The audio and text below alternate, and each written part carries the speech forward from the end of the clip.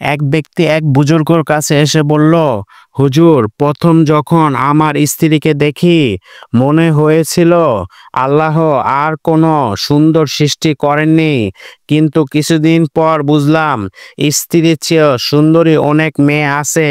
বিয়ের কয়েক বছর পর তো এলাকার প্রায় সব মহিলাকেই তার চেয়ে সুন্দর মনে হতে লাগলো। বুজুর্গ বললেন, বাবা, যদি তুমি দুনিয়ার সব মহিলাকেও বিয়ে করো, একদিন তোমার চোখে পশুকেও স্ত্রীর চেয়ে সুন্দর মনে হবে।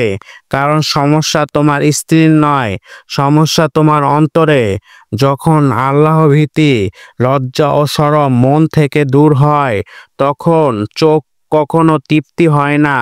কবরের মাটি তখন চোখের শেষ পরিপূর্ণতা আনে। তাই চোখ হেফাজত করো, আল্লাহকে ভয় করো। দেখবে তোমার স্ত্রী তোমার কাছে সবচেয়ে সুন্দরী নারী। প্রকৃত সৌন্দর্য হৃদয়ে, চোখে, আর তা আল্লাহ ভীতি ও চোখের হেফাজতের মাধ্যমেই টিকে থাকে।